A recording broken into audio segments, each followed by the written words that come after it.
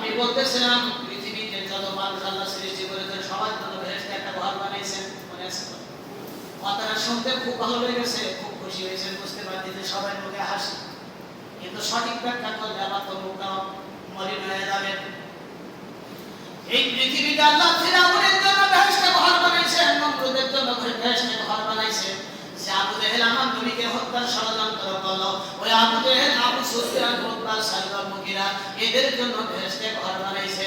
আমাদের সকলের জন্য বেহেশতে কিন্তু আল্লাহ একটা করে ঘর বানাইছে।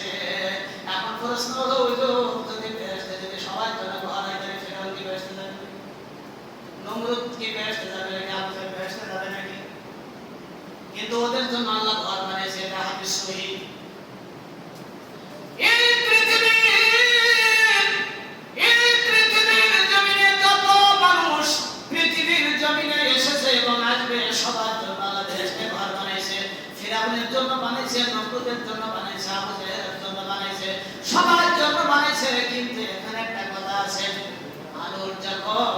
মানুষ যখন ইসলামের বিরোধিতা করে, ইসলামের বিরুদ্ধে অবস্থান করে, কোন মানুষ যখন আল্লাহর সঙ্গে নাফরমানি করে, নবীর সঙ্গে নাফরমানি করে, তখন কিন্তু জান্নাতের ঘরের দরজা আল্লাহ তার জন্য বন্ধ করে দেয়।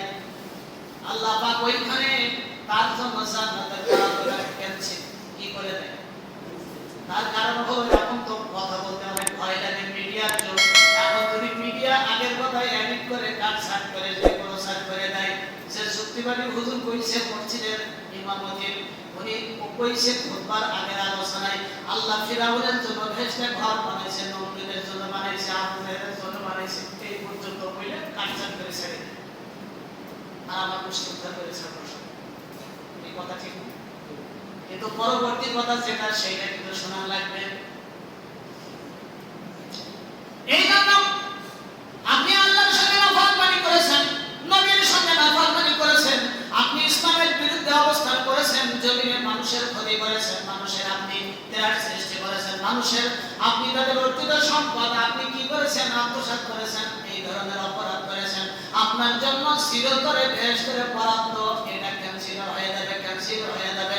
বরং ওই বরাদ্দটা আল্লাহ আপনার জন্য জাহান্নামে একটা ঘর বরাদ্দ দিয়ে দেবে। চির বেহেশত কিন্তু হয়ে গেল জাহান্নাম। এখন একটা মজার কথা আছে, একটা মজার কথা সেখানে ওই যে ফিরআউনের থেকে এমন প্রশ্ন আসতে পারে, ফিরআউনের ঘর যাবে কোথায়? ও কি আপনি করে থাকবে নাকি? ফিরআউনের ঘর, নমরুদের ঘর, আবু জেহেল, আবু সুফিয়ান, উতবা, সাইবা, এই পৃথিবীর জমিনে লক্ষ লক্ষ যত কাফের বেঈমানদের ঘরগুলি যাবে কোথায়? প্রত্যেকটা ঘর আল্লাহ কাজে লাগাইয়ে দেবে। আপনি আব্দুর রহিম, আব্দুল করিম, আপনি আল্লাহওয়ালা মানুষ, আপনি তাহাজ্জুদ করেছেন, নিয়মিত কোরআন পড়েছেন, আমল করেছেন, এই জমিনে আপনি মানুষের উপকার করেছেন, দান করেছেন, মানুষের ক্ষতি করেন নাই, ইবাদত বন্দেগী করেছেন, আপনি জান্নাত পাওয়ার উপযুক্ত। আল্লাহ তো আপনার জান্নাত দেবেই দেবে, জান্নাত তো আপনার দেবেই। আপনার জন্য তো একটা ঘর আল্লাহ বরাদ্দ আপনি তো জন্মের আগে থেকে করে রেখেছিলেন, এটা তো পাবেনই। আর ওই যে ফিরআউনের যে ঘরটা ছিল খালি পড়ে, ওটাও আল্লাহ আপনার এক্সট্রা বোনাস দিয়ে দেবে। কথা বোঝা গেছে? তাহলে আগের কথাটা নেওয়া যাবে না, দ্বিতীয় এইটা দুইটা মিলায়া কথা ঠিক কিনা? এখন দর্পণ জেনেরাম,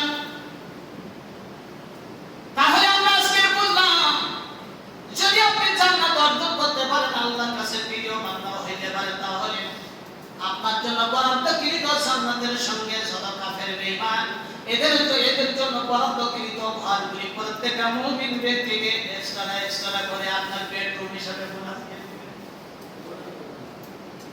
আল্লাহ যেন আমাদেরকে এমন একটা কপাল দান